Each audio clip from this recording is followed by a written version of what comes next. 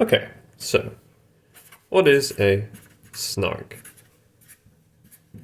To understand snarks, we first need to understand these lovely things called graphs. Graphs have nodes, which are usually represented by these filled circles, and edges, which join the nodes together. Graphs are pretty cool. They can represent lots of different things, lots of different types of structures in a very abstract way. Like that. So, lots of different types of graphs. Today we're going to focus on undirected graphs. So that means that these edges, there's no direction. You know, they go both ways basically. There's two-way connection, you know, a mutual connection, a healthy connection in human relationships, not a one-way connection. So let's take a simple graph like this. Like that.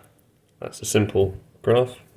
You see the edges all go only one way, and it's connected, which means that there's no nodes, say if I draw a node here, that would be unconnected. You see, that node isn't connected to this. So we're just dealing with graphs where every node is at least connected to one other node in the graph.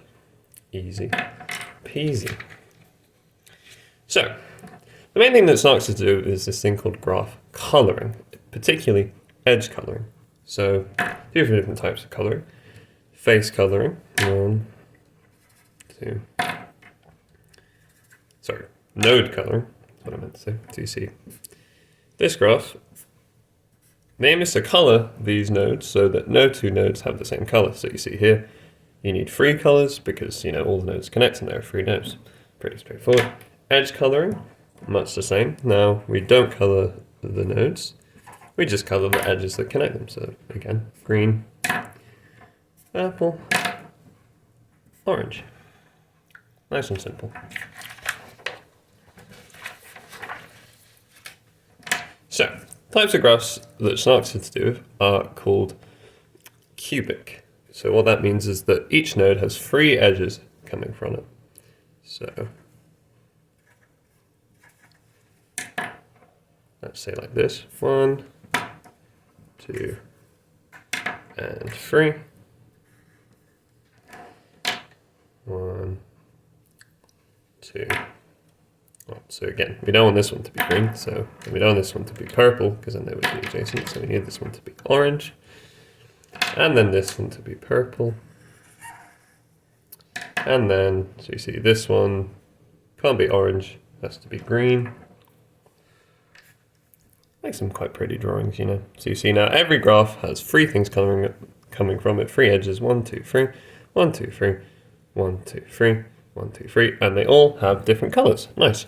So that's the kind of thing that you might expect. You know, you need at least three colors, obviously. And for a lot of graphs, you only do need three colors. But there are some that will need 4 colors. So the things won't line up quite as nicely, and we'll have to actually use 4 colors. And these are essentially what snarks are, is when we need 4 colors. And in fact, the smallest example of this is called the Peterson graph, which looks like this. So let's start colouring this. Quite therapeutic, really, with our 3 colours.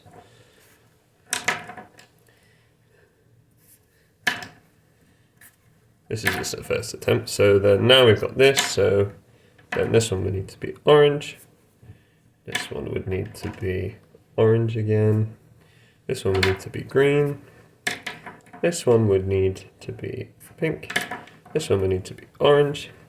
And then I'll draw a separate diagram over here just to show how the middle ones connect, because it's a bit more complicated. It goes in a pentagram, so like this. And then 1, 2, and then 1, 2. So kind of like that. So let's see how we would do that. So let's say we connect this one up like that. And then let's say we connect this one up like this. And then that means that this one would need to be orange, you see. We've already reached a problem here, because this one can't be orange. So we've got 2 oranges adjacent to each other, which is not allowed. And you can try this multiple ways, but there is in fact no way to colour this with only 3 colours. You need 4 colours. So we need to make this one say blue. And with that, we can do that.